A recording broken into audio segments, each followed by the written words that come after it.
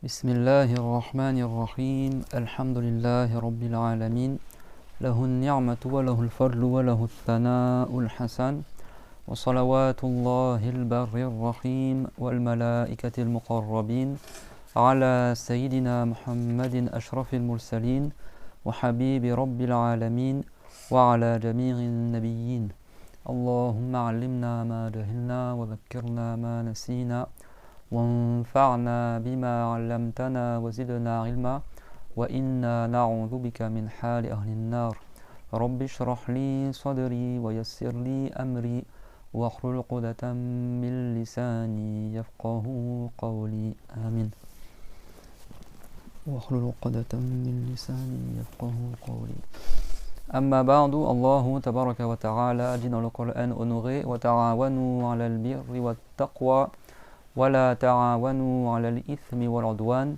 c'est-à-dire entraidez-vous pour les œuvres de bien et l'obéissance à Allah et ne vous entraidez pas pour le péché et la désobéissance à Dieu.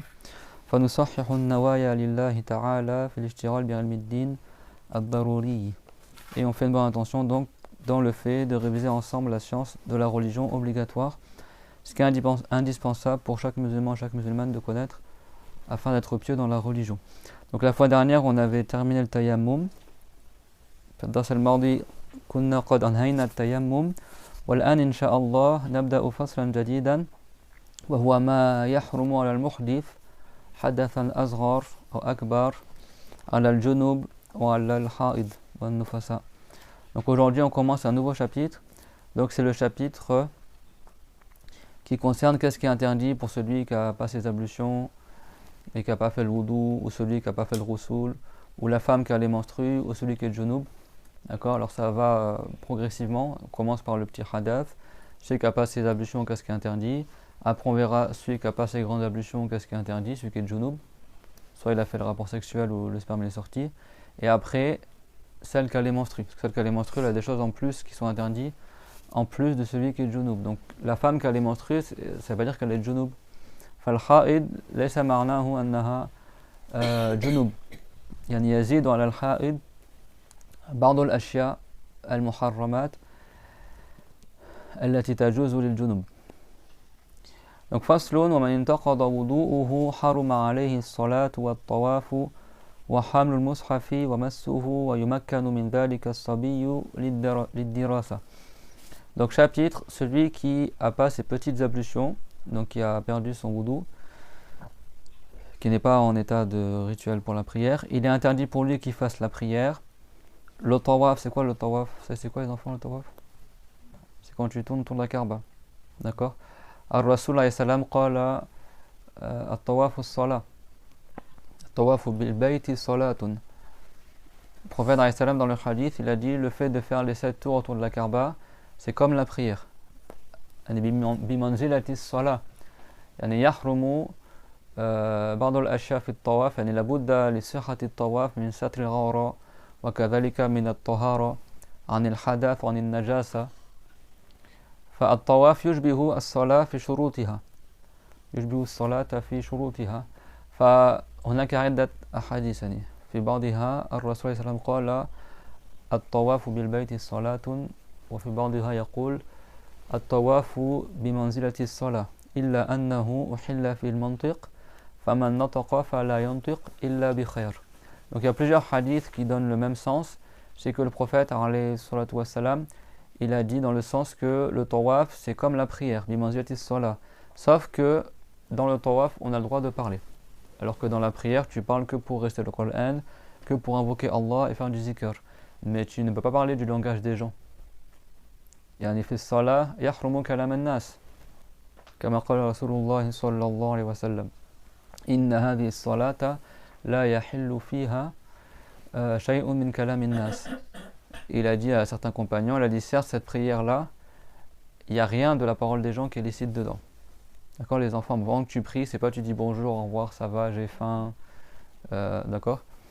Ça c'est des choses, si quelqu'un sait que c'est haram, sa prière l'annuler s'il parle comme ça dans la prière. Alors que dans le tawaf, tu peux dire j'ai chaud, j'ai faim, comment ça va. Même si le mieux dans le tawaf c'est de s'occuper à faire des invocations, à rester le Coran. Parce que bien sûr c'est un acte d'adoration. Mais ça veut dire que dans le tawaf, il y a des conditions de la prière que tu retrouves, comme par exemple se couvrir la zone de pudeur. C'est-à-dire que la femme, si elle fait le tawaf, elle n'est pas voilée, son tawaf, elle n'est pas valable.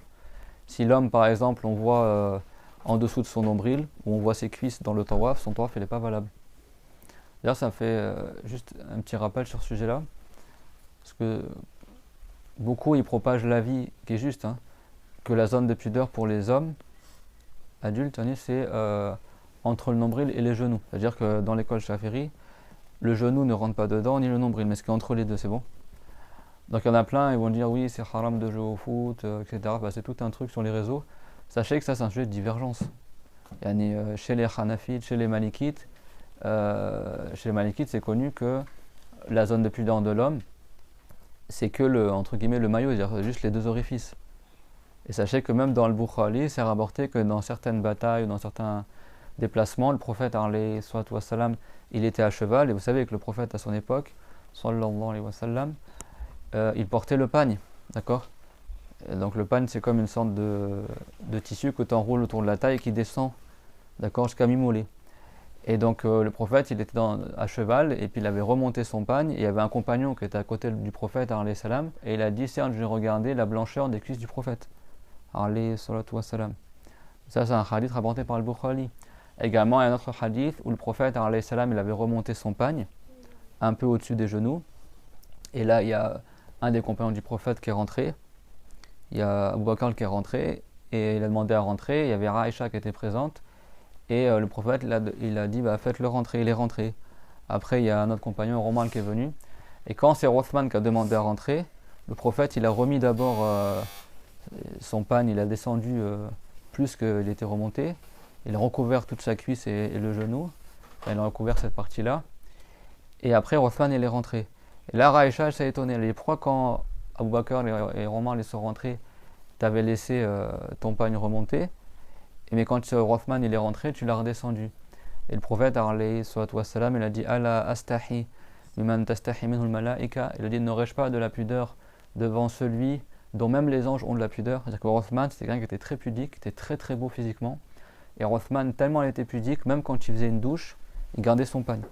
Il n'était jamais tout nu en fait, c'est bon. Même quand il faisait la douche. Et était très pudique, malgré le fait qu'il était extrêmement beau. Et vous savez que Rothman a été marié avec Ruqayya, et après quand il est décédé, le prophète il l'a marié avec son autre fille, d'accord, Kulthum. Et il a dit si j'avais une troisième fille, je l'aurais mariée. Et les Arabes ils disaient à cette époque-là, c'est le plus beau couple arabe, quoi. Bien sûr, il n'est pas plus beau que le prophète, mais Rothman et sa femme Ruqayya étaient extrêmement beaux. Et malgré ça, c'est pas comme beaucoup de gens aujourd'hui qui sont beaux physiquement et du coup ils en profitent pour faire preuve de manque de pudeur.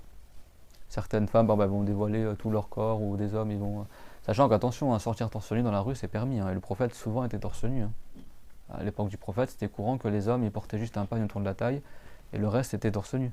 C'est bon, mais là on parle au niveau des jambes, parce que le torse c'est connu que c'est pas une zone de pudeur pour l'homme. C'est pas blâmable à la base qu'un homme on le voit torse nu, quoi. Par contre pour les jambes il y a divergence.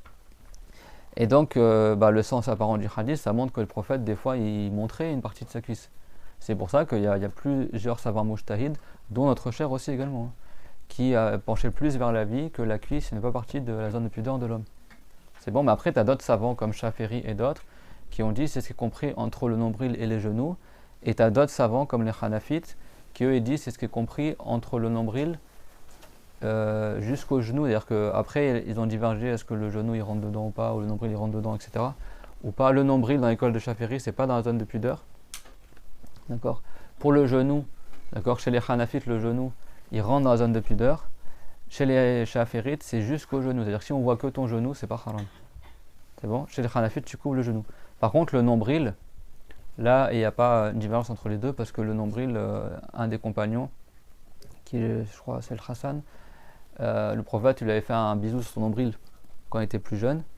Et après, plus tard, il y a un autre compagnon, je crois que c'est Abu Huraira, qui a demandé à Al-Hassan, il a dit montre-moi ton nombril afin que je fasse un bisou au même endroit que le prophète a fait un bisou. Et le compagnon, il a levé son habit et l'autre, il a fait le bisou sur son nombril pour la baraka que le prophète il a laissé dans la trace de la baraka. Le prophète l'a embrassé, donc la baraka elle reste. C'est bon. Donc ça prouve que c'est pas une zone de pudeur. Sinon, le compagnon qui est adulte, il n'aurait pas montré son nombril. C'est clair, moi, tout le monde? Donc c'est pour ça que ça soit chez les Hanafites ou les Shafirites, le nombril ça rentre pas, mais c'est sous le nombril qu'est la zone de pudeur, c'est bon? Par contre le genou, certains ils ont dit que le genou est dans la zone de pudeur, certains ont dit non, c'est bon? Et certains ils ont dit que carrément la cuisse n'est pas une zone de pudeur. C'est-à-dire que si quelqu'un il fait du foot par exemple, et tu portes un short où on voit ton genou, où on voit une partie de ta cuisse, bien sûr on ne parle pas des parties intimes, pas de quelqu'un il prend la douche, il se met tout nu comme ça se passe souvent au foot ou à la piscine ou tout ça, les gens ils se mettent entièrement tout nus devant les autres. D'accord, ça c'est on fait pas, même si t'es entre garçons ou entre filles. Et là bien sûr quand on parle de la cuisse, c'est pour les hommes, pas pour les femmes. C'est-à-dire qu'une femme se met pas en culotte par exemple devant une autre femme par exemple. C'est clair? Donc là on parle bien sûr, tout notre discours il est concernant l'homme. C'est bon? Mais il y a des hadiths qui montrent de manière apparente que la cuisse c'est pas une zone de pudeur. Donc si quelqu'un il fait du foot, au lieu de dire c'est haram, ils sont là. Après c'est bien hein, de sortir la divergence et de mettre des pantacourts, etc. Après je te faire un match, ils vont pas accepter que tu portes un pantacourt. Et je vois sur les réseaux, il y en a ils disent j'arrête le foot, c'est haram, ou il y en a ils vont dire oui. Enfin, ils font tout un gros problème. Dieu a créé la divergence pour faciliter. Si quelqu'un pour lui c'est important de jouer au foot, etc. Bah, il prend l'avis des Malikites que la cuisse n'est pas une zone de pudeur. Le prophète, dans un hadith, on voyait sa cuisse, une partie de sa cuisse. C'est bon? Après, voilà, après les hadiths, vous savez, des fois les savants ils divergent par rapport à l'interprétation du hadith, par rapport à la validité du hadith. Mais ceux qui ont dit que la cuisse n'est pas une zone de pudeur, ils ont des arguments qui sont forts aussi. Et ça, c'est en plus ce qui est rigolo, c'est qu'en France, la plupart des musulmans en France, soit sénégalais, maliens, maghrébins, etc., tous ils sont dans l'école malikite. Pourquoi tu fais tout un problème par rapport aux shorts de foot alors que dans ton école, la cuisse c'est même pas une zone de pudeur? C'est bon? C'est les deux orifices. Quand on dit deux orifices, c'est pas dire que tu mets une gommette, ça veut dire que les deux orifices c'est ce qui sert à couvrir également autour pour cacher deux orifices, c'est-à-dire comme la culotte quoi. C'est bon? Et ça bien sûr, je répète, c'est pour les hommes, pour les femmes on sait que c'est tout le corps sauf le visage et les mains. Donc si quelqu'un, au lieu de faire tous des problèmes, tout ça, après je blâme pas ceux qui font les pantacourts, c'est très très bien aussi. Hein. Mais si quelqu'un, tu le vois en short en train de jouer au foot, avant de dire c'est haram tout ça, il y a divergence chez les savants. Si le prophète, dans certaines de ses batailles, ou quand il était à cheval, on voyait sa cuisse, bon, il y a des hadiths quand même à ce sujet-là, d'accord? Donc avant de... Mais je pense que ces gens-là, ils ont appris que dans une école, peut-être chez les Hanbalites, parce que beaucoup t'apprennent, selon Ahmed Hanbal en France, sans s'en rendre compte, pour cette raison que vous connaissez. Même des gens qui sont maghrébins, etc. Mais chez Malikites, c'est connu que c'est que les deux orifices. C'est clair pour tout le monde? الرسول عليه الصلاة والسلام ثبت في البخاري أنه كان راكبا الفرس وكان يلبس الإزار ككثير من أحيانه عليه الصلاة والسلام وكان كثيرا يكشف الجزء الأعلى يعني لأن العرب في ذلك الزمن كانوا يلبسون فقط ثوبا أو ثوبين يعني فقط يلف الإزار على وسطه وينزله إلى نصف الكعبين الساقين. ففي بعض الأحاديث كما في البخاري ثبت أن الرسول عليه السلام كان يركب الحصان وكان يظهر من بياض فخذه حتى الصحابي قال إني لكنت أرى بياض فخذه عليه الصلاة والسلام. وكذلك هناك حديث تمسك به بعض المجتهدين كذلك أن مرة كان الرسول عليه السلام جالسا مع زوجته عائشة في بيته فاستأذن أحد الصحابة للدخول والرسول عليه السلام كان رفع شيء من إزاره فكان يظهر شيء من فخذه فدخل الصحابي الأول ثم الثاني حتى استأذن عثمان بن عفان فالرسول عليه السلام أنزل ألقى طرف الرداء حتى يغطي ما بقي من فخذه فعائشة بعد ذلك سألته قال لماذا أنت لم تغطي عندما دخل عمر عندما دخل أبو بكر وغطيت عندما دخل عثمان فقال ألا أستحي ممن تستحي منه الملائكة يعني معناه أن عثمان كان شديد الحياء فالرسول عليه السلام تشريفا له وتكريما له يعني كأنه خشي أن يستحي عثمان للدخول إذا رأى ذلك. Mais c'est comme si le prophète il a craint que Othman il ait de la pudeur à vouloir rentrer si on voyait la cuisse du prophète, c'est bon? Alors, le prophète était encore plus pudique que Othman, hein, mais il y a des choses que le prophète il a fait aussi pour nous montrer que voilà. À partir de là, certains savants ils ont dit que la cuisse c'est pas une zone de pudeur. C'est clairement donc il y a divergence. Si tu veux l'avis le plus précautionneux, bah, tu prends l'avis que c'est une zone de pudeur et tu couvres jusqu'au genou. D'accord? Dans l'école de Shafi'i, c'est jusqu'au genou. C'est-à-dire que si on voit le genou, c'est pas haram. Et chez les Hanafites, tu couvres le genou. Après, bon, il y a plusieurs avis, même dans les écoles de jurisprudence, etc. Donc ça, c'est un sujet de divergence. Je fais juste le rappel pour pas que des gens, après, ils viennent faire des problèmes ou de la guerre à d'autres personnes, etc. Ou faire la guerre à ceux qui jouent au foot parce qu'on voit leurs cuisses. Bon, il y a des divergences à ce sujet-là. Donc ça veut dire que tout ça, tu dois le vérifier pour la prière et pour le tawaf. C'est-à-dire que si tu fais le tawaf dans l'école de Shafiri et on voit ta cuisse, ton tawaf n'est pas valable. C'est clair? Et pour la prière également, par exemple si tu joues au foot et après tu veux faire la prière, le mieux c'est que tu mets au minimum une serviette, tu l'enroules autour de la taille pour pas qu'on voit ta cuisse par exemple, pour sortir de la divergence. Sinon tu prends l'avis des malikites, mais le mieux c'est de sortir de la divergence. Donc on a compris ça, donc ça c'est la première chose qu'il a citée, c'est que celui qui n'a pas les ablutions, il n'a pas le droit de faire la prière. C'est-à-dire quoi, il n'a pas le droit de dire que non seulement c'est haram, mais la prière n'est pas valable. C'est clair. Pourquoi je dis ça? C'est hyper important parce que là récemment quelqu'un m'a écrit sur internet et il m'a dit je savais pas que si le sperme il est sorti, tu dois faire le roussoul. Donc du coup il faisait que le wudu et il faisait la prière comme ça pendant des années. Il a dit quelqu'un toute sa vie il a fait comme ça, il doit rattraper toutes ses prières. C'est pour ça qu'il faut ces cours-là, ils sont hyper importants. Pourtant c'est des cours que les gens regardent le moins, mais ils sont hyper importants. T'as plein de jeunes, si tu leur dis pas, ils vont pas savoir, ils vont croire que même si c'est sorti, je fais les ablutions et je fais la prière. Même si tu es ignorant, ta prière elle n'est pas valable.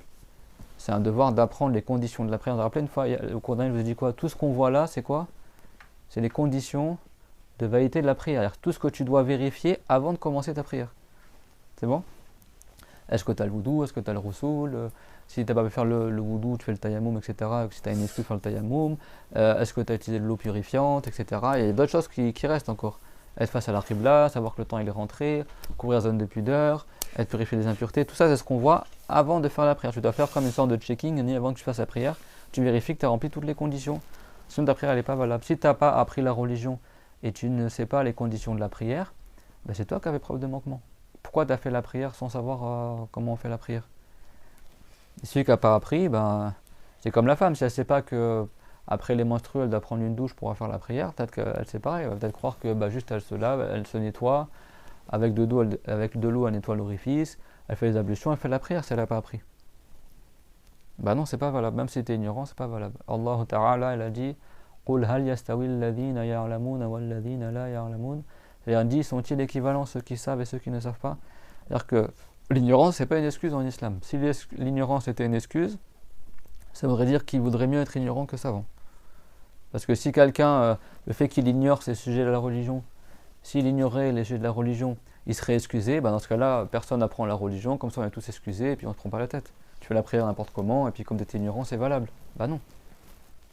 Yalfarillahu alladhina amanu minkum walladhina utul ilma darajat.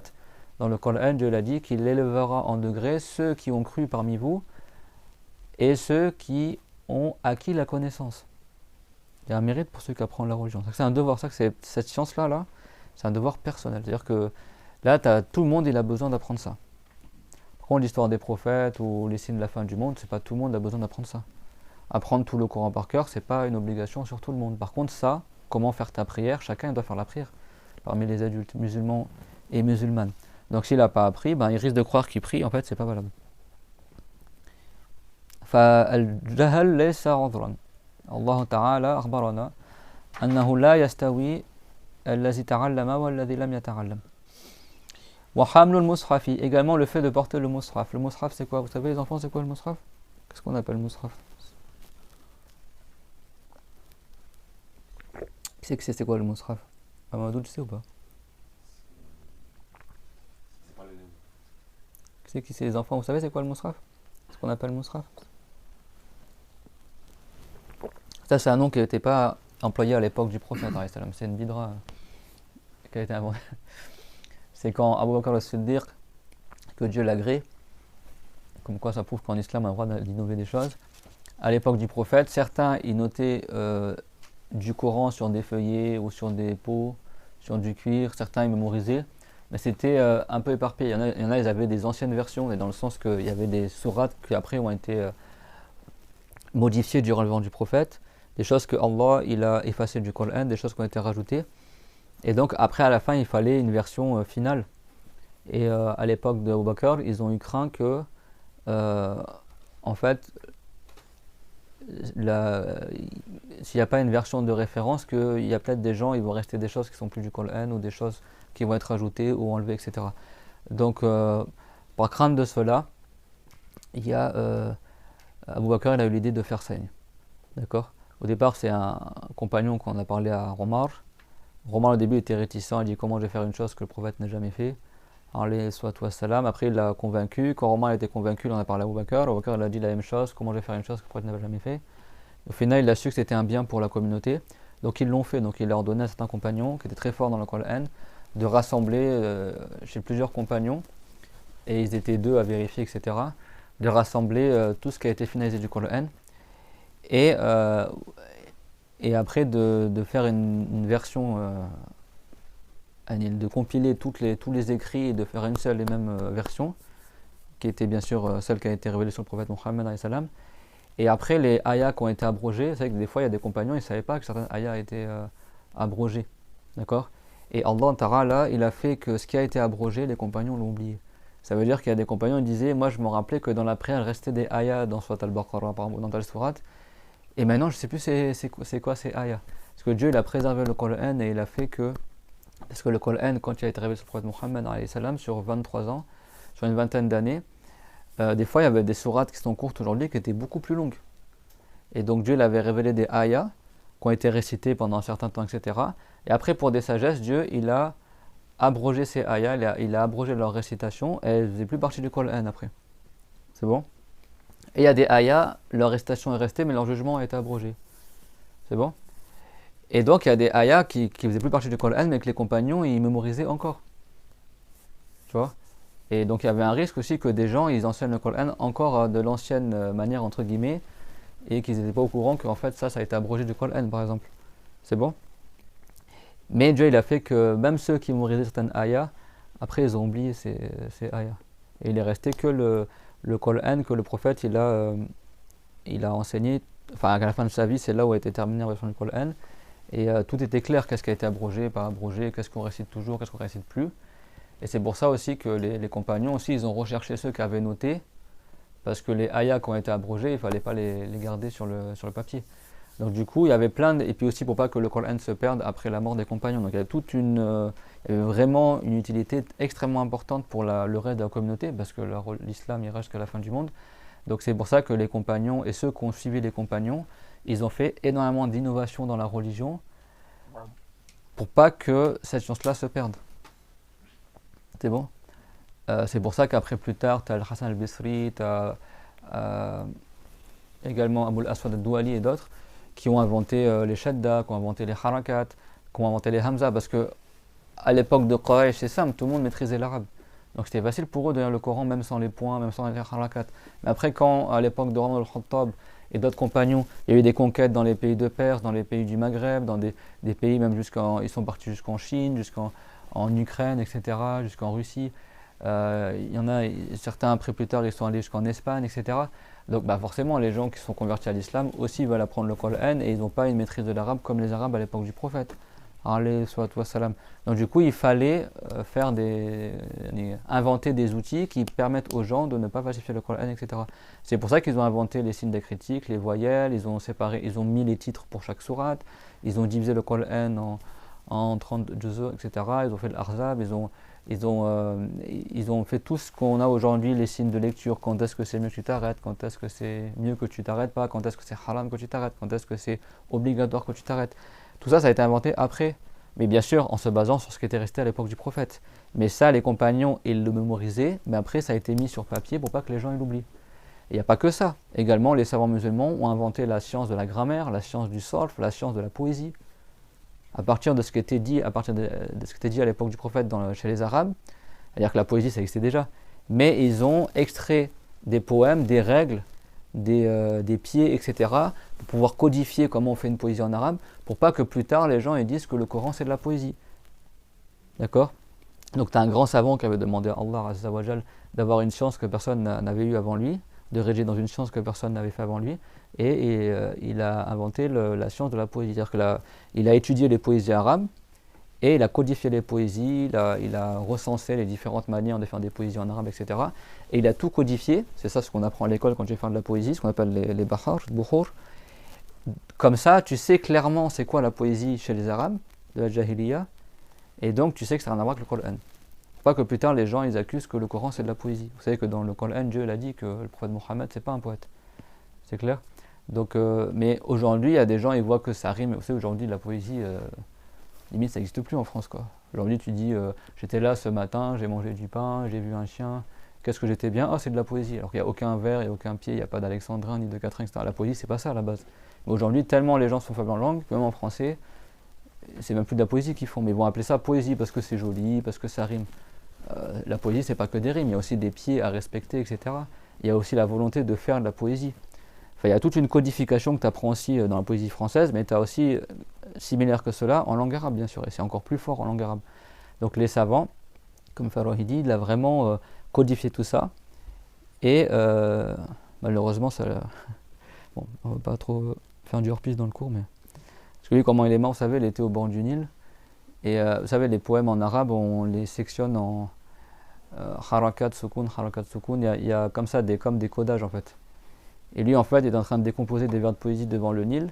Mais celui qui n'a pas appris cette science-là, il croit qu'il est en train de dire des trucs qui n'ont pas de sens. Et donc, il croyait que c'était un sorcier qui était en train de faire des incantations au Nil, qui était en train de jeter un sort sur le Nil, soi-disant. Et du coup, il l'a poussé dans le Nil. Et ce savant-là, il ne savait pas nager. Et du coup, il est mort comme ça.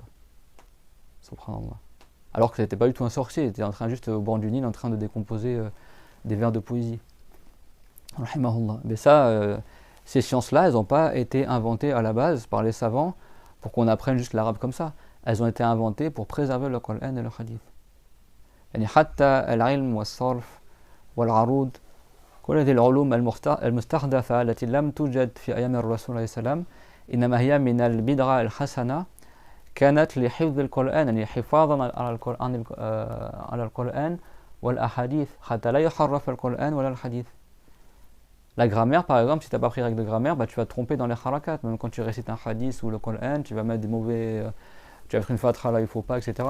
Moi, par exemple, quand je récite le Coran, si tu n'as pas appris les règles de grammaire et tu ne comprends pas l'arabe, tu es obligé d'apprendre par cœur tu vois, les A, I, U, les voyelles des mots. Et des fois, ça peut arriver que, par exemple, tu ne sais plus, est-ce que c'est, par exemple, je sais pas moi, Qul huwa Allahu ou Qul huwa Allah, par exemple, toi, tu ne sais pas, des fois.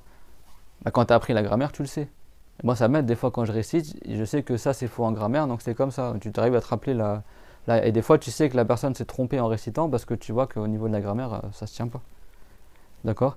Donc le fait d'apprendre la grammaire et le sarf, la déclinaison des mots, ça te permet de lire un texte sans voyelle en arabe sans te tromper.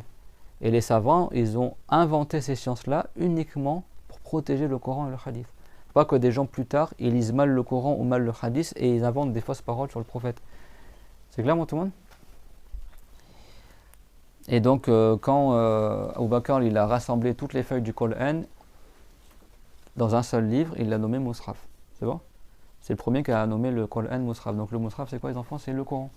C'est le livre du Coran, c'est bon? Et après, à l'époque de Uthman ibn Affan, il a fait plusieurs copies. Il a gardé une copie de référence qu'on appelle Mus'haf al-Imam, qui est à Médine. Et après, il a envoyé un Coran en Égypte, un Coran en Irak, un Coran dans les pays du Cham. Et c'est jusqu'à aujourd'hui le Coran de référence. C'est-à-dire que quand un Coran il est écrit, parce que les Corans sont écrits à la main à la base, et après ils sont photocopiés, quand les calligraphes ils écrivent le Coran, ou même quand un Coran est imprimé, vous verrez à la fin il y a toujours, soit le mufti du pays, ou ça dépend de quel pays, etc. Il y a toujours des gens qui sont là pour vérifier que le Coran il est mot à mot tel que le Coran d'origine est. C'est-à-dire il n'y a pas une lettre qui manque, il n'y a pas, parce que le Coran, et c'est signé, tamponné, etc. Et bien sûr, il n'y a pas qu'en Arabie qui font des Corans.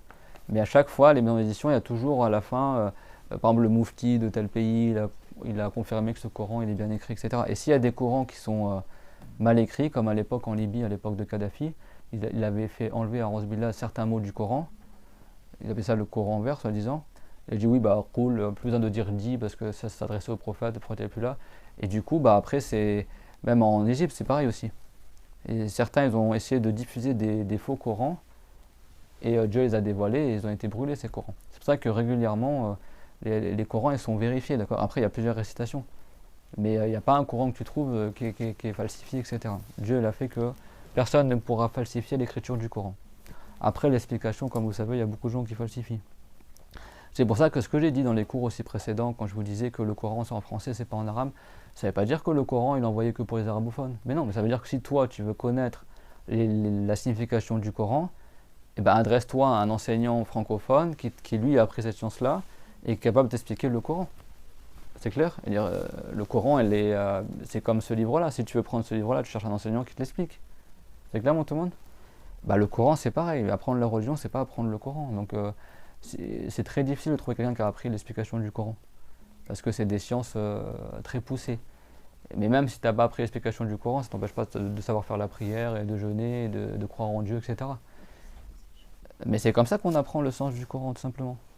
Ça ne veut pas dire que je suis en train de dire que c'est que pour les Arabes et que le Coran, c'est un livre qui est juste pour les Arabes et que les Français ne peuvent pas avoir accès au Coran. Si, tu peux avoir accès au Coran. Combien de fois on explique des ayats dans le cours? Si l'enseignant il a pris le tafsir de ces ayats, au moins les ayats que tu cites dans le cours, bah, tu prends de lui et tu sais que cette ayah elle veut dire telle chose, etc.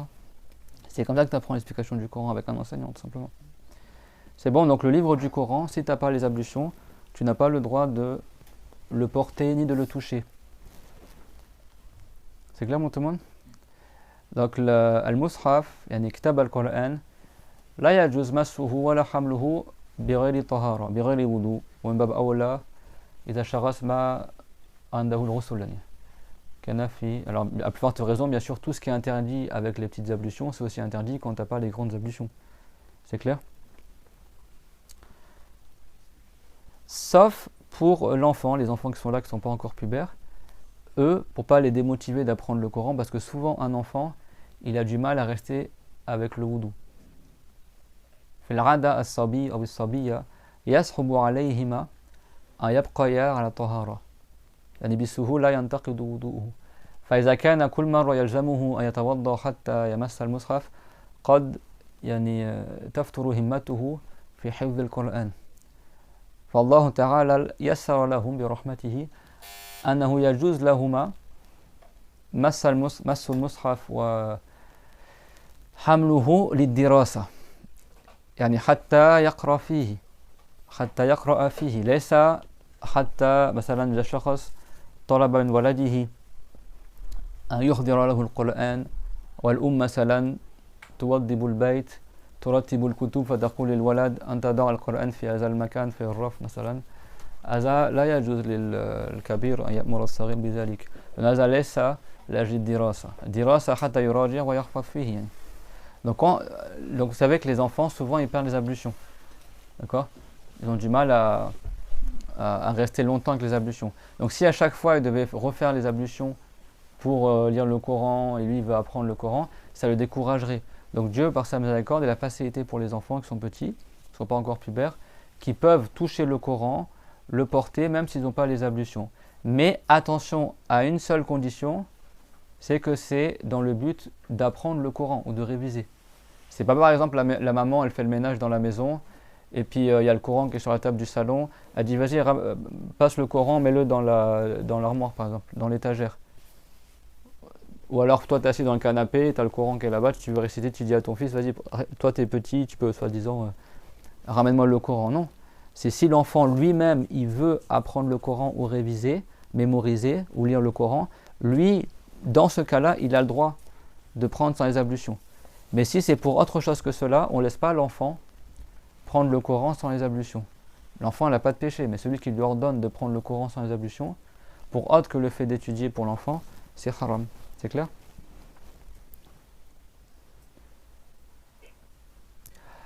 وعندما نتكلم في مس المصحف وحمله ولو مس جلد المصحف يعني الغلاف أو بياض الصحيفة هذا حرام بيده يعني. وكمان إذا أراد أن يقلب الصحيفة لا يجوز له أن يحمل الصحيفة هكذا ويقلبها هكذا هذا من الحمل كذلك لما نقول حرام مس المصحف وحمل المصحف ولو جزءا منه يعني ولو ورقة كتب عليها آيات من القرآن. Quand on dit que c'est interdit, dans l'école de Shafiri on parle là bien sûr, ça veut dire même si c'est une partie du Coran, même si des fois ils font des livres comme ça, c'est pas juste Juz Amma par exemple. ou Juz Tabarak, c'est que des parties du Coran, c'est pas tout le Coran en entier. Même ça, c'est haram de le porter sans les ablutions. Même si c'est juste une feuille, tu as écrit dessus une ayah du Coran, même quand tu écris la ayah, si tu n'as pas le wudu, tu n'as pas le droit de toucher ta feuille avec ta main. Quand tu écris sans toucher la feuille. Parce que comme il n'y a que du Coran sur la feuille, bah, tu ne peux pas toucher la feuille, c'est bon. C'est haram pour celui qui est adulte, bien sûr. C'est clair? Et donc si toi tu veux, quand on dit que c'est interdit de toucher le Coran, c'est-à-dire même si tu touches juste la marge, là où il n'y a rien qui est marqué dessus, mais tu touches avec ton doigt ou ta main la marge, par l'écriture, c'est quand même haram. Toucher le cuir du Coran, c'est-à-dire la couverture qui est rattachée aux pages, le jild al-muttasil bil-mushaf, laysa al-jild wahdahu. كذلك القرطاس إذا كان المصحف في هذا الصندوق للمصحف أو الظرف للمصحف هذا الظرف ما دام المصحف فيه لا تمس الظرف كذلك لا تحملوه. C'est bon? Des fois ils font des cartons ou des pochettes, tu mets le Coran dedans. Bah, cette pochette là, si le Coran est dedans, tu peux pas le toucher ou le porter. Sans les ablutions, on parle, mais tu fais le wudu pour le porter, etc. C'est clair? Et donc même si c'est une page, bon, quand si tu veux tourner la page du mushaf, imaginons que tu n'as pas les ablutions, tu peux pas comme ça par-dessous porter la page, parce que ça rentre dans le fait de porter le Coran. ولو بواسطة يعني ولو أخذ قلما أو عودا فجعل العود يعني هذا الخشبة مثلا والقلم تحت الصحيفة وحملها هكذا كذلك حرام لأن هذا يدخل في حمل المصحف. Même si quelqu'un par exemple il y a le Coran qui est posé sur son trépied par exemple et lui il a terminé la page, il veut tourner la page, qu'est-ce qu'il fait soi-disant? Alors ça c'est haram aussi, ce que je vous dirais. Il prend un stylo par exemple, il le met sous la page et il soulève la page comme ça et il la fait tourner. Là il n'a pas touché le Coran directement, mais il a porté, c'est bon? Il a porté sans les ablutions, même s'il a porté juste la feuille, c'est bon? فإذا أراد قلب الصحيفة بنحو يعود ماذا يفعل؟ يدفع الصحيفة هكذا يدفعها بدون حمل مع العود ليس مع الإصبع نحكي يعني بحائل يعني لا يجعل القلم مثلا تحت الصحيفة ويرفعها إنما يدفعها هكذا بدون حمل يجوز يعني مفهوم؟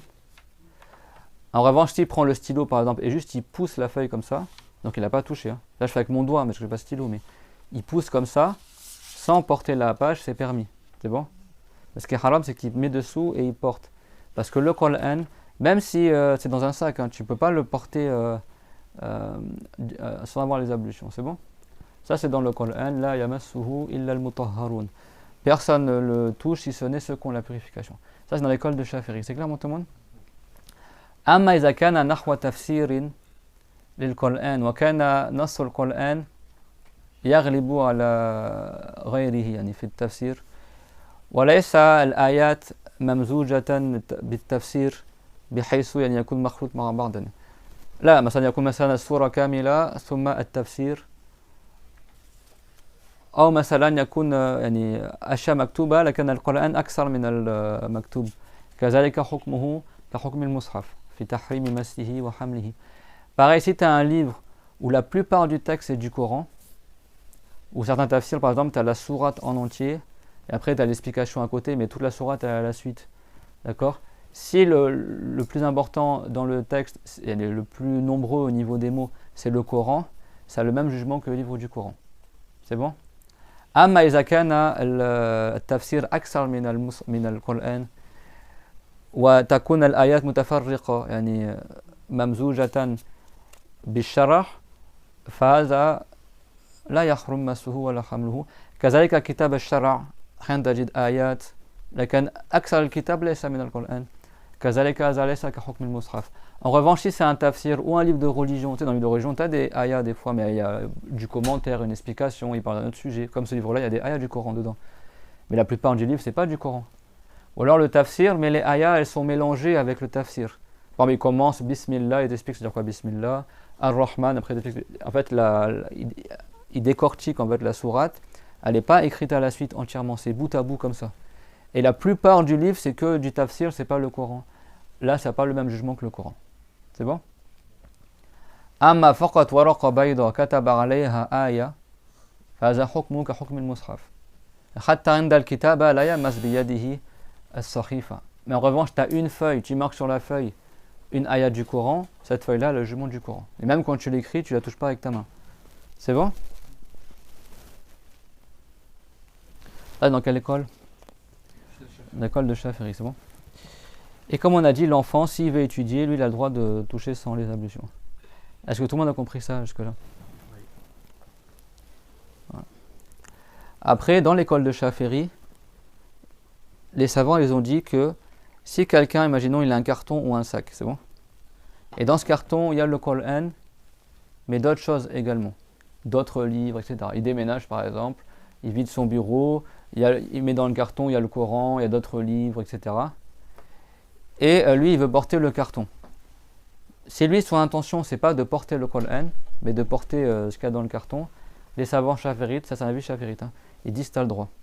Parce que dans ce cas-là, tu ne portes pas que le Coran. C'est bon? Mais tu ne mets pas l'intention de porter le mushraf. Tu mets l'intention de porter ce qu'il y a dans le carton. C'est bon? Également, certains, ils ont dit si tu as un sac avec une anse comme ça, là, c'est bon, et tu le portes sans toucher directement le Coran, certains ont dit que c'est permis. C'est bon? Et de toute façon, ce sujet-là, c'est un sujet où il y a beaucoup de divergences chez les mujtahid. Mais tout le monde a compris ce qu'on a expliqué sur le Shafi'i. Ça, c'est le plus précautionneux et c'est la base. C'est clair? J'attends que tout le monde ait compris ça.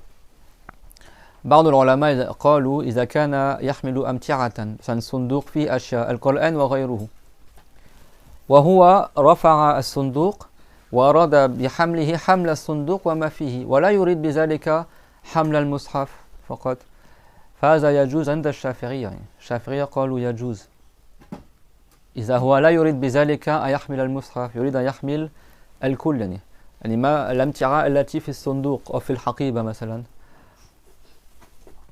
أو لو مثلا حقيبة وفيه يعني لا يمس الحقيبة لكن يحمله من طرفه نسيت ما اسمه سبحان الله يجوز كذلك بالغلاقة ولا يأخذ بالغلاقة ويحمل يكون في كيس مثلا يكون المصحف في مثل هذا لا يحمله هكذا كان يأخذ بغلاقته من هنا ويحمل بدون مس للمصحف ولا للظرف هذا يجوز. Si par exemple il met le Coran dans un sac, bon c'est un exemple, le Coran on peut un sac comme ça à la base, mais si lui le porte avec la anse, la ghilaqa, c'est ça, sans toucher le sac ni le Coran, certains ont dit que c'est permis. C'est bon? Voilà. Est-ce que tout le monde a compris ça pour le Coran? وأما عند المالكية هم يقولون الصبي يمكن فقط من الجزء للقرآن. يعني مثلا إذا كان يحفظ في جزء عامة فقط يحمل جزء عامة لا يحمل كل المصحف. Chez les Malikites en revanche, eux ils disent que l'enfant, on a le droit de lui laisser porter, parce que je sais qu'il y en a qui suivent selon Malik, donc ça j'explique ça. Chez les Malikites, eux ils disent pas tu laisses tout le Coran à l'enfant. Parce que l'enfant il veut étudier le Coran, n'est-ce pas? Tu crois que l'enfant en une seule assise il va mémoriser tout le Coran? Non, en général quand l'enfant il prend le Coran c'est pour mémoriser dans le Juz Amma ou Juz Tabarak ou Surat al-Baqarah. Dans ce cas-là l'enfant il prend juste la partie du Coran, oui sûr il prend pas la page mais il prend le Juz. Il y a 30 Juz dans le Coran, 114 ayats. Par exemple, s'il il veut mémoriser dans le Juz Amma, il prend juste Juz Amma. Il ne prend pas tout le Coran. C'est bon? Ça, c'est chez les Malikites. يمكن من الجزء فقط ليس من كل المصحف لأنه لا يتصور أن الولد الصغير سيحفظ كل المصحف دفعة واحدة فلا يحتاج أن يمكن من كل المصحف إنما يمكن الجزء الذي يحفظ فيه وقيل يجوز أن يحمل الكتاب المكمل يعني كل المصحف لكن هذا قول ضعيف. Après il y a un avis plus faible chez les Malikites qui dit tu peux quand même lui donner tout le Coran. Il peut quand même prendre tout le livre du Coran, mais ça c'est un avis qui est faible. Pourquoi c'est faible? Parce que les Malikites ils vont te dire l'enfant il va pas mémoriser tout le Coran en une seule assemblée. Donc pourquoi? Donc il n'a pas besoin de prendre tout le Coran, il prend juste la partie qui mémorise dedans. Tu sais, ils font des musraf en plusieurs juz's. En général, quand tu es enfant, tu as un juz comme ça, juz amma par exemple, tu mémorises dedans, c'est bon. Donc même chez les Malikites, eux ils sont encore plus précis que les Chafirites, quoi. Eux c'est vraiment, l'enfant il prend la partie du Qur'an, pas tout le Qur'an, sans les ablutions on parle, c'est clair tout le monde? Et je répète, si l'enfant il le prend sans les ablutions, il tombe pas dans le haram à la base. C'est bon, mais toi en tant que parent par exemple, ou en tant qu'enseignant, si l'enfant est chez les Malikites par exemple, tu vas pas donner tout le Coran à un enfant alors que lui il peut mémoriser que dans une petite partie, c'est bon? Tu lui donnes juste le Juz al-Rahma par exemple. C'est clairement tout le monde. Mais il y a un avis faible quand même chez les Malikites qui dit que tu peux quand même donner tout le livre en entier. Mais ça, c'est un avis qui est faible. Hein. C'est pas du tout l'avis qui est connu chez les Malikites à la base. Tout le monde a compris ça? Alors, si vraiment quelqu'un il est coincé, bon, il y a certains savants mujtahid, hein, et plus d'un, même parmi les compagnons, qui ont dit qu'en réalité, la ayah du Qur'an, elle désigne les anges. C'est-à-dire que le Qur'an qui est écrit dans la table préservée, etc., qu'au-dessus du 7e ciel, etc., il n'y a que les anges qui y ont accès, c'est bon, qui le touchent. C'est bon. Al-Mutahharun, ils ont expliqué par les anges. Aksar min mujtahid hatta min as-sahaba qalu an al-murad bil mutahharin yani la yamassuhu illa al-mutahharun hum al-malaika. C'est bon. وحتى بعضهم ماذا قالوا قال الله تعالى قال بمعنى الإخبار لا يمسه ليس نهيا لو كان نهيا كان الفعل مجزوما لا يمسه إلا المطهرون. Parce que en français ça marche pas, mais en arabe en fait la aya, ça c'est un peu de la grammaire, on se revient à ce qu'on a dit tout à l'heure, c'est que la aya en arabe elle veut dire ne le touche que ceux qui sont purs. Mais comme elle est formulée en grammaire en arabe, c'est comme si Allah il nous informait que ce Qur'an il est touché que par des gens qui sont purs, c'est bon? C'est-à-dire que c'est pas dans le sens de l'injonction. Il n'y a que ceux qui sont purs qui peuvent le toucher, vous avez compris ou pas? C'est pas comme quand tu fais l'impératif, dans le sens de l'interdiction, ne le touche que ceux qui sont purs. Parce qu'en arabe, si tu donnes l'interdiction, tu dis, c'est comme tu disais en arabe, tu peux dire ne le touche que ceux qui sont purs dans le sens que tu me donnes une injonction, tu donnes un ordre. C'est-à-dire qu'il faut se purifier pour le toucher. En arabe, si ça avait été comme ça, l'ordre, en grammaire, on n'aurait pas dit la yamassuhu, on aurait dit la yamassahu, avec une fatha. C'est bon? Parce qu'en arabe, quand tu interdis une chose, le verbe il est tronqué à la fin, on appelle ça malzoum, c'est bon? Bon, après, pourquoi il y a une fatha? Parce qu'il y a deux soukoun qui se rencontrent, etc. Bon, on va pas rentrer trop dans le détail. Mais normalement, c'est la yamassahu. C'est vrai que certains mujtahid, ils ont dit, mais dans le aya, le verbe il n'est pas tronqué, c'est yamassuhu avec une dhamma. Donc c'est-à-dire que Dieu il informe juste que c'est que ceux qui sont purs qui touchent le Coran. C'est-à-dire c'est que les anges qui ont accès à la table préservée, yani al-lawh al-mahfouz. La yamassuhu illa al-malaika wa ma yanquluna min al-lawh al-mahfouz. فقالوا المراد بالمطهرون هم الملائكة لا يمسه إلا المطهرون أي الملائكة وظاهر الآية يدل على الإخبار ليس على النهي. Donc les savants ils ont dit, et même comment la aya elle est exprimée en arabe, c'est grammaticalement c'est formulé comme une information et pas comme une interdiction, pas comme une injonction, c'est bon? Okay. C'est pour ça qu'il y a des détails, c'est-à-dire que c'est pas un avis comme ça sorti derrière les fagots, il y a même parmi les compagnons, ils ont dit ça, c'est bon. Mais le mieux c'est de sortir de la divergence et de le toucher ou de le porter qu'avec les ablutions. C'est clair tout le monde?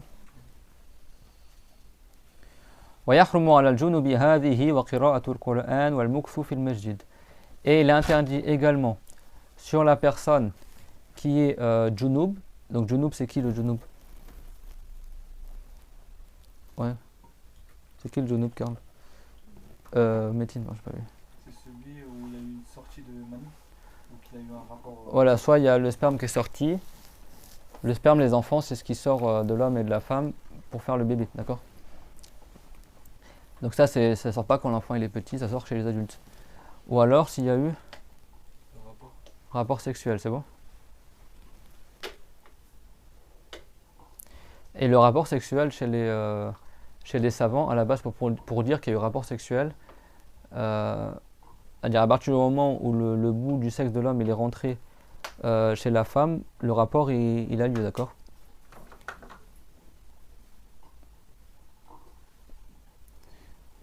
C'est-à-dire même si c'est avec un animal, même si c'est avec quelqu'un qui est décédé, ou même si c'est quelqu'un du même sexe, etc. Tout ça, c'est un rapport sexuel qui rend obligatoire le ghusl. J'en parle parce que c'est un devoir de le savoir. C'est parce que sinon, quelqu'un, il y a des gens, il y a des trucs c'est pas bien, bien sûr. Mais il y a des gens, s'ils l'ont fait, qui savent que ça rend obligatoire le roussoul. Il y a des gens, des hommes et des femmes qui font des choses haram. Je ne vais pas rentrer trop dans les détails, mais qui font des choses haram, c'est bon? Pour que justement le sperme y sorte, mais sans faire le rapport. Et ça se répand beaucoup chez les jeunes, alors que c'est interdit. C'est bon? Bah, ces gens-là, il y en a plein parmi eux, ils ne savent pas qu'ils doivent faire le roussoul. Donc le roussoul, c'est pas que si tu as fait le rapport sexuel. Si le sperme il est sorti même sans rapport, tu dois faire le roussoul. Et si tu fais le rapport même si le sperme n'est pas sorti, tu dois quand même faire le roussoul. C'est clair? Donc c'est pour ça que les savants ils disent le rapport, ça veut dire même si c'est même dans le haram, même si c'est avec deux mêmes personnes, ou avec un animal, ou même avec une personne qui est morte, a'ouz billah, tout ça, ça rend obligatoire le roussoul, d'accord? Donc il faut le savoir pour que la personne elle sache quand sa prière est valable ou pas, quoi. Donc celui qui a perdu les grandes ablutions, donc qui doit faire le roussoul, qui est junub, lui, tout ce qui est interdit pour celui qui a perdu le wudu, c'est interdit pour lui aussi. Donc il ne peut pas faire la prière, ni le tawaf, etc. Et il y a des choses en plus qui s'ajoutent, c'est quoi? Réciter le Coran et rester dans la mosquée. C'est-à-dire que si un homme ou une femme, son sperme est sorti, il n'a plus le droit de réciter le Coran. Alors à plus forte raison, il n'a toujours pas le droit de le porter ni de le toucher. Mais là, même le réciter, c'est haram, c'est clair? Et également, il ne reste pas dans la mosquée. C'est-à-dire que s'il rentre dans une mosquée, il doit ressortir. C'est pas il rentre dans une mosquée et puis il se promène dans la mosquée. C'est bon? Mosquée, ça veut dire le lieu qui a été dédié pour la prière. C'est pas la salle de prière qui est louée, un local qui est loué par les musulmans. La mosquée, ça veut dire le waqf, la terre qui a été dédiée pour être un endroit pour la prière. C'est-à-dire jusqu'à la fin du monde, c'est un lieu de prière, comme les anciennes mosquées qui sont en bled, etc. C'est bon? On ne parle pas d'une salle de prière, par exemple. Si c'est une salle de prière, même si elle est junub ou la femme a les menstrues, ils ont le droit de rester dedans. Mais une vraie mosquée, non. Et quand on dit rester le Coran, bien sûr, ça veut dire avec la langue, de sorte qu'ils s'entendent. C'est pas quelqu'un dans son cœur, il lit le Coran avec ses yeux et dans son cœur il récite, ça c'est permis. C'est clair pour celui qui est junub. Mais avec la langue, de sorte qu'il y a un son qui sorte, c'est haram quand tu es junub. فالجنوب يحرم عليه كل ما يحرم على المحدث حدثا أصغر على من انتقض وضوءه وكذلك زيد على ذلك أنه يحرم عليه قراءة القرآن والمكث في المسجد. قراءة القرآن يعني باللسان ليس في قلبه يقرأ القرآن. هذا لا يسمى قراءة، يسمى حديث نفس إذا كان في القلب. هذا يجوز حتى للجنوب والحائض، يعني يقرأ القرآن يعني يتلو القرآن في قلبه. أما بلسانه ولو يعني سرا بصوت منخفض لا يجوز له وهو على الجنابة أو وهي على الجنابة. وكذلك يحرم على الجنوب سواء كان امرأة أو رجلا المكث في المسجد، أن يبقى في المسجد. والمراد هنا بالمسجد الوقف، ما يسمى عند المالكية بالحبس، يعني الأرض التي وقفت مسجدا حبست على أنها مسجد. لا نتكلم في المصلى أو المكان الذي يستأجره المسلمون لأداء الصلاة وللتدريس وغير ذلك. هذا لا يحرم على الجنوب المكث فيه لأنه ليس مسجدا. مفهوم الكلام؟ كذلك كما أنه يحرم المكث في المسجد كذلك يحرم التردد في المسجد. التردد معناه يدخل إلى المسجد ويمشي في المسجد، يذهب إلى هذا المكان ثم يذهب إليه، يعني يدخل من باب ويخرج من نفس الباب. هذا حرام، تردد. يعني المراد بالمكث ليس معناه يبقى في المسجد لا يتحرك. لو كان يمشي ضمن المسجد ثم يعود إلى نفس الباب هذا يقال له كذلك يعني يدخل في الحرمة. Et quand on dit que c'est interdit de rester dans la mosquée, ça ne veut pas dire que c'est interdit juste de rester immobile. C'est-à-dire même si lui il se promène dans la mosquée, par exemple il rentre par une porte et il ressort de la même porte. Donc il rentre par la porte, après il fait un tour, après il revient à la même porte et il ressort. Ça aussi c'est haram pour celui qui est junub, celui ou celle qui est junub. C'est clair mon tout le monde? أما المجتاز للمسجد الذي يدخل من باب ويخرج بالباب المقابل مثل في المسجد الحرام عندك عدة أبواب، فإذا كان فقط كما في القرآن إلا عابري سبيل، يعني فقط يمر بالمسجد يعبر المسجد، يعني العبور للمسجد هذا ليس حراما على الجنوب وحتى على الحائض كذلك بشرط أن لا تلوث المسجد. En revanche, le fait de simplement traverser la mosquée, donc traverser, ça veut dire que c'est pas tu rentres et tu ressors par la même porte. Tu rentres, c'est dans la mosquée à la Mecque, par exemple, tu as des portes de tout autour de la mosquée. Donc si quelqu'un il rentre par une porte, il traverse et il ressort par l'autre porte, ça dans l'école de Shafi'i c'est permis, même si tu es junub et même si tu as les menstrues. À condition que la femme qui a les menstrues, elle ne salit pas le sol de la mosquée. Ça c'est dans le Coran, Dieu l'a dit, illa abiri sabil, sauf ceux qui traversent leur chemin. Les Shafi'i, il expliquait ça, sauf celui, parce que vous savez qu'à la base Dieu l'a dit quoi, n'entrez pas dans la mosquée alors que vous êtes en état d'ivresse ou en étant junub. C'est bon? Ne va pas à la mosquée si tu es en état d'ivresse jusqu'à ce que vous sachiez ce que vous dites, ni en étant junub. Voilà junuban illa abiri sabil, sauf si vous traversez votre chemin. C'est clair? Alors c'est pas quelqu'un il arrive et dit ah bah alors ceux qui ont dit autre chose que ça, ils ont contredit le Coran. Non, ça c'est une ayah, elle a plusieurs explications. C'est bon? Ya ayyuhalladhina amanu la taqrabus salata wa antum sukara hatta ta'lamu ma taqulun. Huna as-salat الشافعي أولها بمعنى مكان الصلاة فقال هنا المراد بالصلاة المسجد إلا عابري سبيل قال إلا المجتاز للمسجد أما غيره قال الصلاة هنا المراد الصلاة يعني التي تؤديها وقال إلا عابري سبيل يعني الشخص إذا كان جنوبا لا يصلي إلا عابري سبيل إلا إذا كان مسافرا وفي العادة المسافر لا يجد الماء حتى يغتسل من الجنابة فيكون يصلي بتيمم كما مر معنا في الدرس الماضي فيكون جنوبا ومع ذلك يصلي فأوجو يعني القرآن ذو وجوه. Et ça tu vas pas le retrouver également dans les traductions. Ça c'est aussi un exemple parfait de que le Coran ne veut pas le traduire.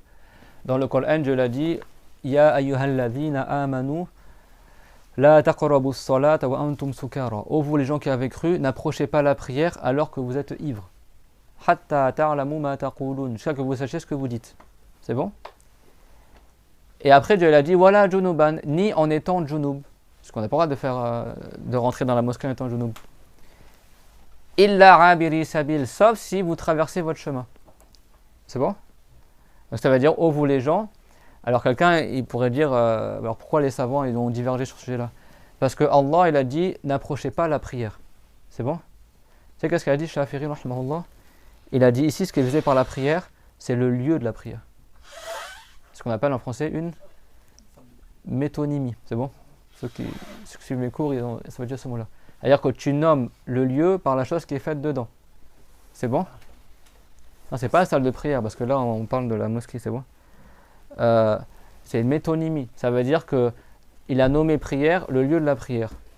C'est clair, mon tout le monde? Par exemple, tu dis je vais au foot. J'espère que les enfants vous allez au foot.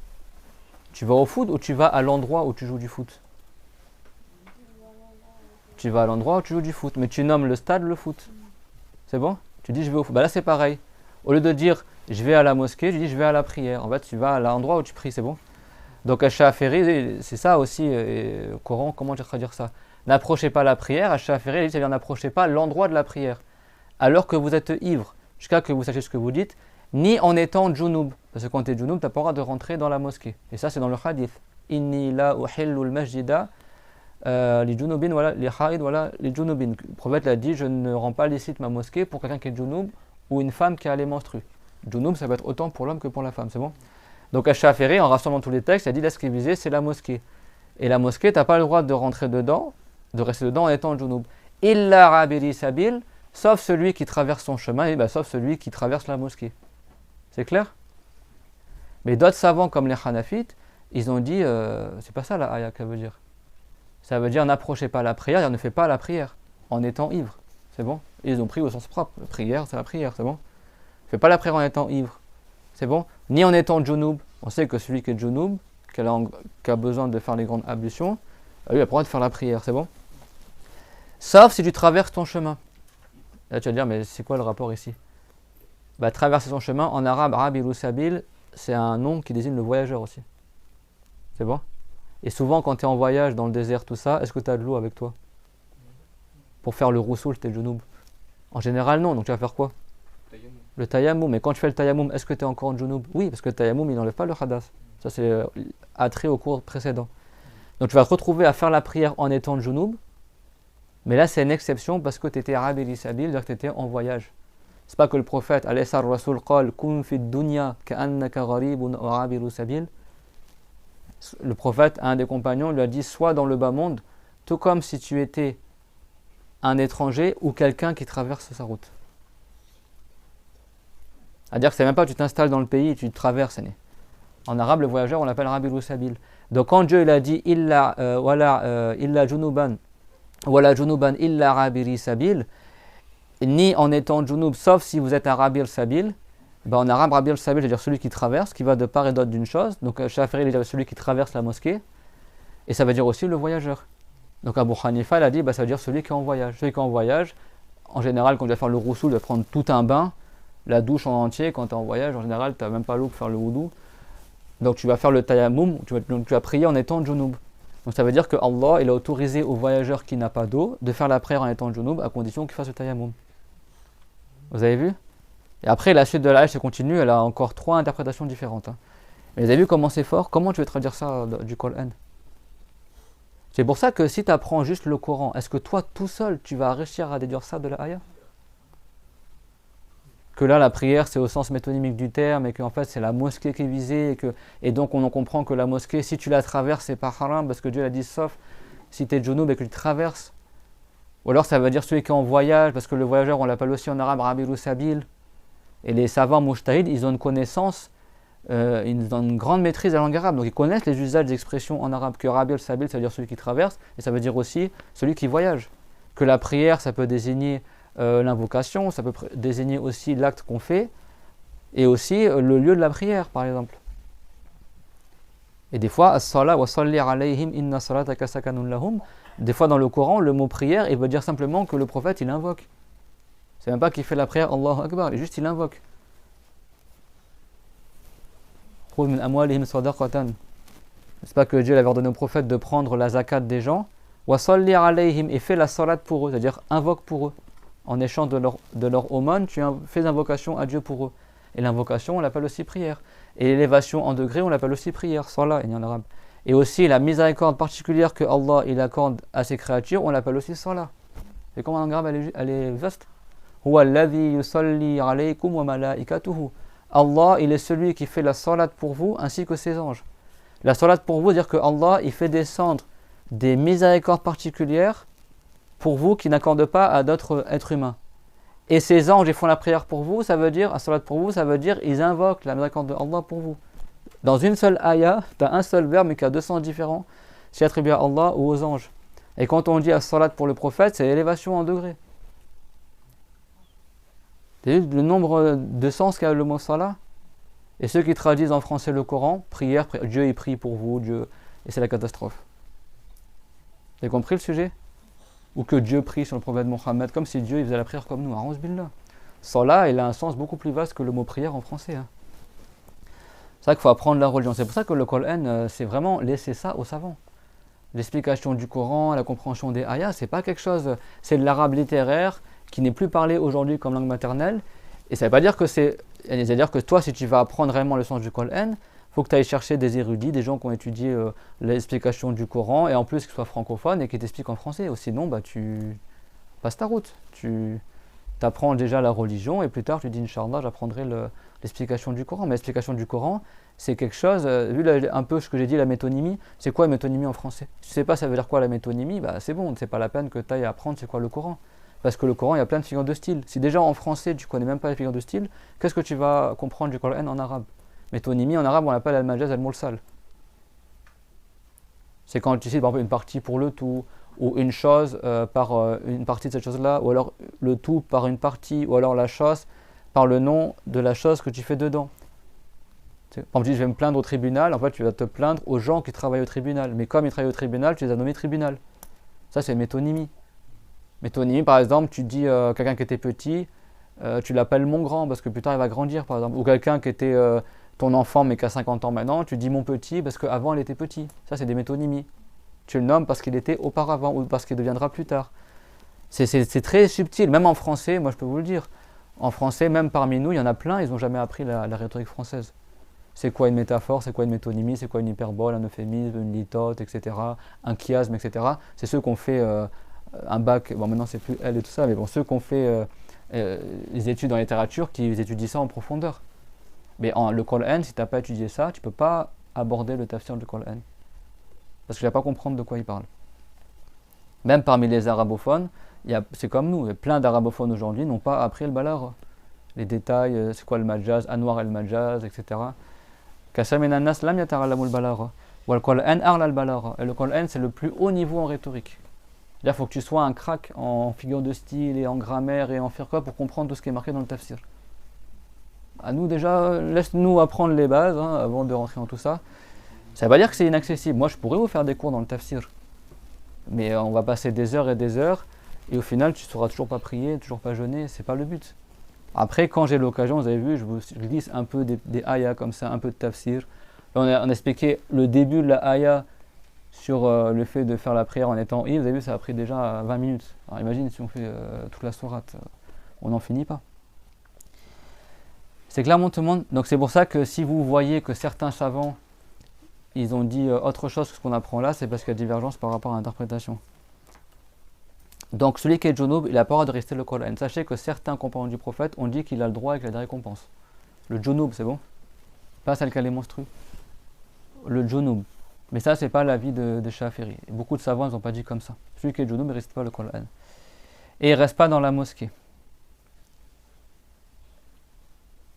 Alors, on répète. Qu'est-ce qui est interdit pour celui qui n'a pas les petites ablutions, les enfants? Si tu n'as pas fait le wudu, qu'est-ce que tu n'as pas le droit de faire?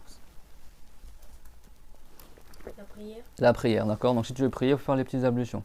Il y a quoi encore? Alors attention, là on parle des petites ablutions, c'est bon? On revient à ce qu'on a vu au début du cours. Et après je fais une petite révision pour que tout le monde... Des fois je m'égare un peu dans le cours, mais la base c'est ça que vous devez apprendre, c'est bon? Alors, on ne fait pas la prière, on fait quoi aussi? On ne fait pas aussi quoi quand on n'a pas les petites ablutions? Est-ce qu'on peut tourner autour d'un Kaaba? Non, d'accord. Par contre, les autres actes du pèlerinage, tu peux le faire sans wudu. Les 7 trajets entre Safa et Marwa, si tu n'as pas le wudu, tu as le droit. Mais pas autour de la Kaaba. Est-ce qu'on a pas le droit de faire aussi si on n'a pas les petites ablutions?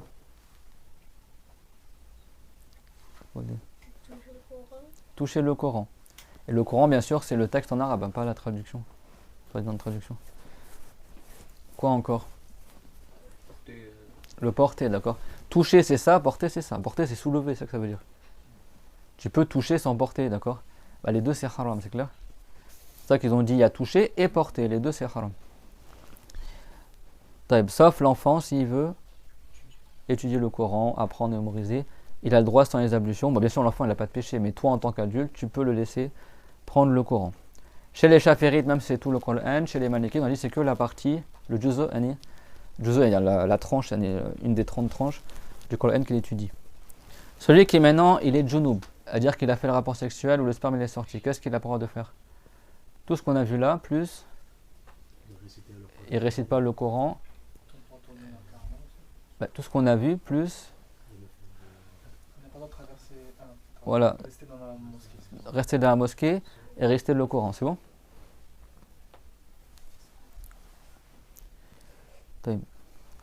وعلى الحائض والنفساء هذه والصوم قبل الانقطاع وتمكين الزوج والسيد من الاستمتاع بما بين السرة والركبة قبل الغسل وقيل لا يحرم إلى الجماع. يعني كل ما يحرم على المحدث حدثا أصغر وعلى الجنوب يحرم كذلك على الحائض والنفساء وزيد على ذلك الصوم هي لا تصوم أليس المرأة إذا حاضت لم تصلي ولم تصوم كما رواه مسلم. Le prophète a dit, n'est-ce pas, que la femme qui a les menstrues, elle ne prie pas et elle ne jeûne pas. Donc là on va voir maintenant la troisième chose, c'est qu'est-ce qui est interdit pour la femme qui a les menstrues. Donc tout ce qui est interdit pour celui qui n'a pas les petites ablutions, c'est interdit pour celui qui est junub. Et tout ce qui est interdit pour celui qui est junub, c'est aussi interdit pour la femme qui a les menstrues. Donc tu additionnes tout, c'est bon. Sauf que la femme qui a les menstrues, elle a encore des choses en plus qui sont interdites pour elle, qui ne sont pas interdites pour le junub et pas interdites pour celui qui n'a pas les petites ablutions. C'est quoi les choses en plus qu'elle a? Elle n'a pas le droit de jeûner. On avait vu que déjà à la base, tu ne fais pas la prière si tu n'as pas le wudu. Mais tu peux jeûner. bah, celle qui a les menstrues, non seulement elle n'a pas le droit de prier, mais elle n'a pas le droit de jeûner. وعندما نقول يحرم عليها الصيام معناه ولا يصح. Et quand on dit que c'est haram qu'elle jeûne, ça veut dire que c'est pas valable non plus. C'est clair? C'est pareil quand on parle du wudu, ça veut dire que c'est pas valable qu'il prie aussi sans les ablutions. C'est bon. Donc le jeûne, alors ça veut dire que on a le murad laysa mujarrad imsak al-imsak an at-ta'am idha hiya aradat an tuwasi ahlaha fala ta'kul ma'ahum yani تنتظر المساء حتى تأكل معهم لكن ليس بنية العبادة ليس حراما. Si elle veut être solidaire envers sa famille qui sont en train de jeûner, du coup elle décide de ne pas manger la journée et d'attendre le soir pour manger avec eux, mais pas dans l'intention de jeûner le Ramadan, pas dans l'intention de faire un acte d'adoration, juste elle fait un régime la journée pour pas être en décalage par rapport à sa famille, elle a le droit. D'accord, là ce qu'on parle c'est le fait de mettre l'intention de jeûner en tant qu'acte d'adoration pour Allah Azza wa Jal. Là il n'y a pas d'acte d'adoration parce qu'elle elle est dans les menstrues. Pour des sagesses, Dieu il a interdit cela et c'est pas valable de sa part. Et ça c'est dans le hadith. Parce qu'il y en a certaines femmes, elles disent le contraire, c'est dans le hadith rapporté par Muslim. La femme, si elle est menstrue, elle ne jeûne pas et elle ne prie pas. Et c'est pas valable de sa part.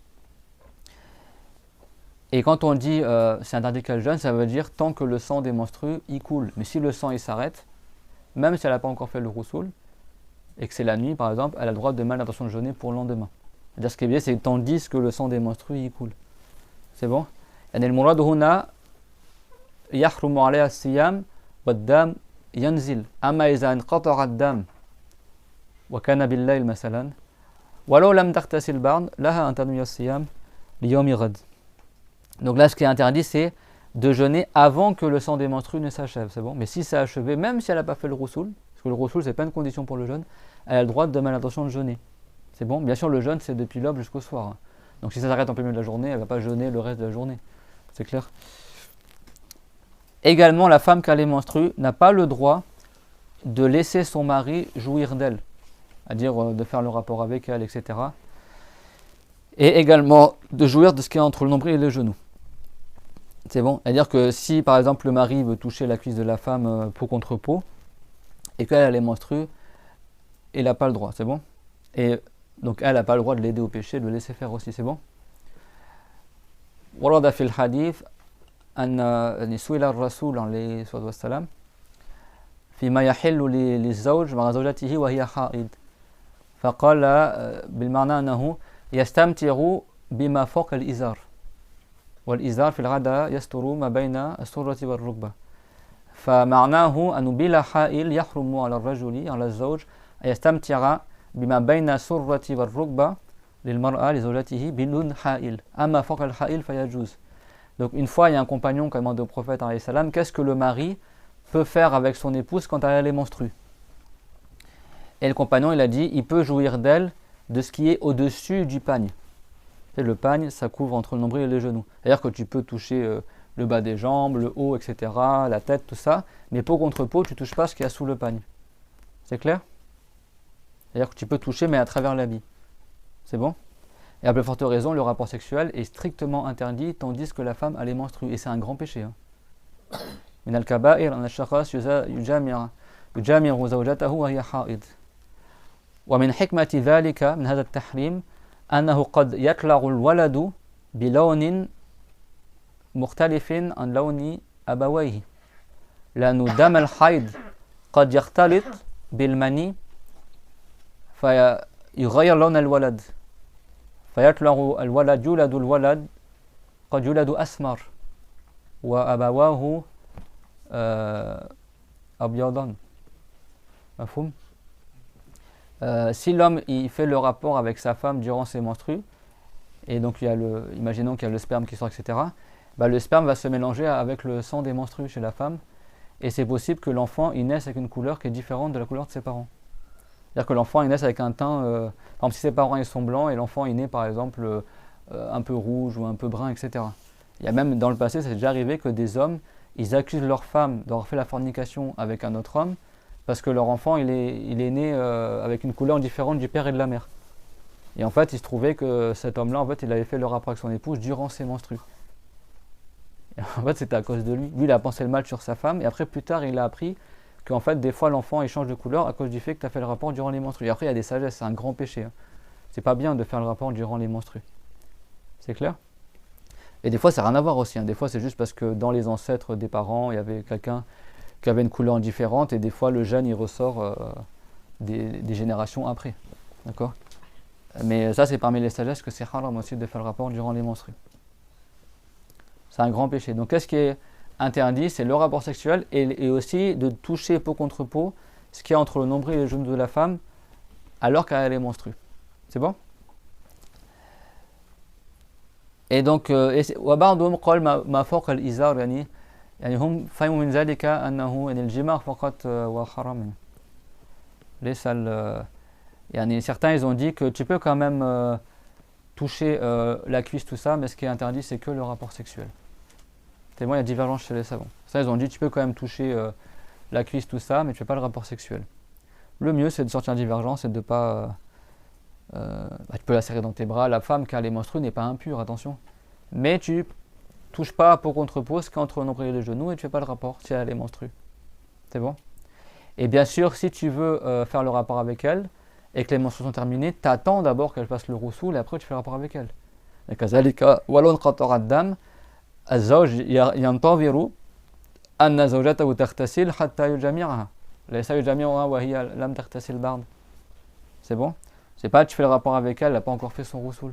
Et même si quelqu'un il est marié avec une femme qui n'est pas musulmane, qui est parmi les gens du livre, une juive ou une chrétienne, ça c'est le cas excepté qu'on a passé dans le cours dernier, mais qu'on avait dit que à la base la purification n'est pas valable d'un non-musulman. Fait exception à cela, par nécessité, la femme juive ou chrétienne qui est mariée avec un musulman, si ses menstrues sont terminées, eh ben, elle fait quand même l'image du roussoul, mais pas l'intention quoi, mais juste pour être licite à son mari, elle fait l'image des grandes ablutions pour que le mari fasse le rapport avec elle s'il veut faire un rapport avec elle. C'est bon pour tout le monde? Donc il y a divergence. Est-ce qu'ils ont des questions sur ce qu'on a vu? C'est bon, donc en plus de tout ce qu'on a vu, la femme qui a les menstrues, qu'est-ce qu'on a dit? Elle ne peut pas jeûner, elle laisse pas son mari jouir d'elle pour le rapport ou toucher pour contre-pose contre nombril et les genoux. C'est bon? وفقط لمن يريد أن يسلك يعني مسلك الإمام مالك أنه كما قيل لولا مالك لدقت المسالك. Donc celui qui veut suivre la voie de l'imam Malik, les savants ils disent s'il n'y avait pas eu Malik, les masalik auraient été étroits. Ils ont fait un jeu de mots en arabe. Ils ont dit s'il n'y avait pas eu Malik, ça aurait été étroit les masalik. Ils ont fait un rime comme ça. Ça veut dire qu'il y a beaucoup de facilité chez les malikites que tu n'as pas dans d'autres écoles. Chez l'imam Malik, si la femme a les menstrues, comme c'est pas elle qui choisit quand est-ce qu'elle a les menstrues ou pas, ils disent elle peut réciter le Coran. C'est bon? Alors on ne rentre pas dans le sujet est-ce qu'elle a des récompenses ou pas, mais c'est permis qu'elle récite, c'est bon? عند المالكية هم يقولون الحيض ليس بيدها ليس هي تختار متى تحيض ومتى لا تحيض فعندهم يجوز لها أن تقرأ القرآن. لا ندخل في موضوع الثواب يعني في خلاف لكن هو يجوز لها.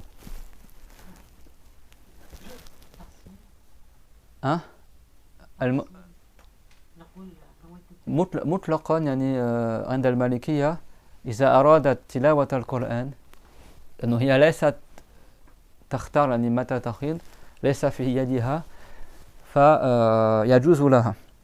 أما الجنوب فحرام. لماذا؟ أن الجنوب هو يختار متى يغتسل. إذا أراد يقرأ يغتسل ويقرأ. أما المرأة لا تستطيع أن تختار. Les malikites ils disent celui qui est junub, c'est bon, qui a fait le rapport avec son épouse ou le sperme il est sorti, c'est bon? Tout le monde avec moi? Si lui veut rester le Coran, il n'a pas le droit tant qu'il est junub, c'est bon? Mais qu'est-ce qu'il peut faire? Il peut très bien quand il veut faire le roussoul et après rester le Coran. Il peut choisir, c'est bon? Alors que la femme qui a les menstrues, c'est pas elle qui va choisir quand est-ce que ses menstrues s'arrêtent. Donc les malikites ils ont dit comme elle ne peut pas choisir de faire le roussoul, elle est obligée d'attendre la fin de ses menstrues, dans ce cas-là elle a une excuse pour rester le Coran. Pas pour toucher ici, c'est bon? On parle pour réciter, c'est bon? أما إذا أرادت كل الكلام عند المالكية الآن إذا أرادت أن تمس المصحف أو تحمل المصحف فإذا كانت معلمة يعني تعلم القرآن أو متعلمة هي تتعلم القرآن ففي هاتين الحالتين يجوز لها أن تمس المصحف. أما مجرد القراءة يجوز لها مطلقا. أما المس فقط إذا كان هي أرادت أن تعلم القرآن أو تتعلم القرآن. Quant au fait de toucher le Coran, On a vu que c'est haram, etc. Chez les Malikites, ils disent que la femme, quand elle est menstrue, a le droit, bien sûr, de rester le Coran, comme on a vu tout à l'heure. En revanche, si elle veut toucher le Coran, le porter ou le toucher, c'est que dans le cas où elle veut apprendre le Coran ou enseigner le Coran. C'est bon? Par exemple, elle veut réviser le Coran ou donner cours à une sœur de Coran. Elle a les menstrues. Pour cette excuse-là, elle a le droit de toucher le Coran. C'est bon? Mais si par exemple, elle veut juste ranger le Coran dans la maison, elle n'a pas le droit en période de menstrues. C'est bon? Par contre, réciter, il n'y a pas de détail. Mais si elle veut toucher, alors elle a le droit de toucher que si elle veut donner cours de Coran ou apprendre le Coran. Ça, c'est chez les Malikites, c'est bon? Voilà, ça c'est par rapport à la femme qui est menstruée. Après, pour tout ce qu'on a dit là, là on revient dans l'école de Shafiri. كل ما ذكرناه ما بنحكي في أذكار القرآن وما كان من قبل التحصين. يعني التحصين يعني المعوذات، قل هو الله أحد، قل أعوذ برب الفلق، قل أعوذ برب الناس، آية الكرسي، وما ورد من الأذكار سبحان الذي سخر لنا هذا وما كنا له مقرنين، أو يعني بسم الله الرحمن الرحيم الحمد لله رب العالمين. ما كان من الأذكار في القرآن عند الشافعية إذا كان الجنوب أو الحائض قرأها ليس بنية التلاوة للقرآن إنما بنية الذكر فيجوز. Dans le Coran, il y a 3 catégories de choses dedans. Il y a ce qui est attrait au tawhid, à la croyance. Il y a les histoires et il y a les jugements. C'est bon? Dans le Coran, il y a des sourates qui parlent des histoires du prophète Youssouf, par exemple, du prophète Moussa, etc. Il y a des ayats qui parlent de la croyance et il y a des ayats qui parlent des jugements. Ça, c'est permis, interdit, etc. C'est bon? Dans le Coran, il y a des choses qu'on appelle Afkar al-Coran, c'est-à-dire des choses qui sont des évocations d'Allah. Quand tu veux manger, les enfants, on dit quoi avant de manger? Et quand on termine de manger, on dit quoi? Alhamdulillah. N'est-ce pas que dans le Coran, il y a Bismillah? Comme dans la Fatiha, tu dis quoi? Bismillahirrahmanirrahim. Alhamdulillahi rabbil alamin. Donc c'est aussi dans le Coran. Mais c'est aussi des paroles que tu dis en dehors de rester le Coran, en tant que dhikr, pour avoir la baraka quand tu manges. Avant d'aller aux toilettes, tu dis Bismillah. Donc si quelqu'un il dit ces paroles-là, qu'on appelle des dhikr, dans l'intention du dhikr, même si elles sont marquées dans le Coran, c'est permis dans l'école de Shafiri. Mais avec l'intention de faire du dhikr et pas l'intention de rester le Coran. Par exemple, c'est rapporté dans le Coran que si quelqu'un il s'assoit bien sur sa monture, une fois qu'il est assis sur son cheval, il dit Subhanalladhi sakhkhara lana hadha wa ma kunna lahu muqrinin. Subhanalladhi sakhkhara lana hadha wa ma kunna lahu muqrinin. Ça veut dire dans le sens n'a aucun défaut, celui qui a soumis pour nous cette monture-là, et nous, on n'est pas associé à Allah dans cela. C'est-à-dire que c'est que par la grâce de Allah. Parce que Dieu, il a fait que les chevaux, quand tu les dresses, après, ils sont soumis à toi. C'est pas toi qui as créé ça, c'est Allah. Donc quand tu t'assois sur ton cheval, ou sur ton âne, ou sur ton chameau, c'est pas pour la voiture, ça. Hein, c'est bon, c'est pour les animaux. Et ben, c'est comme si tu exaltais Allah, tu fais éloge de Allah, lui qui a soumis pour nous les humains ces montures-là. وَمَا كُنَّا لَهُ مُقْرِنِينَ أي لا نشترك مع الله تعالى في ذلك إنما هو بخلق الله تعالى وحده هو الذي سخر لنا أذل لنا تلك الدواب للركوب عليها. Donc c'est rapport dans le Coran que Dieu a fait l'éloge de ceux que quand ils sont assis sur leur monture, il dit cette parole-là. Donc c'est une parole de dhikr aussi. Donc si tu l'as dit, tu as le droit. Bon, il y en a quand ils montent, ils disent aussi Bismillah majreha wa mulsaha. C'est quand Nuh alayhi salam il était dans le bateau. Vous avez vu cette histoire-là? Quand il est dans le déluge, bah, le bateau il n'avait pas de moteur. C'est bon? Et donc Nuh alayhi salam, s'il voulait faire avancer le bateau, il disait Bismillahi wa majreha. C'est-à-dire Bismillahi majreha wa mulsaha. Ça veut dire par le nom de Allah, le bateau il vogue et il est envoyé et le bateau il avance. Donc du coup c'est recommandé quand tu montes dans une monture qui avance, etc., ou tel que cela, bah, tu dis cette parole-là.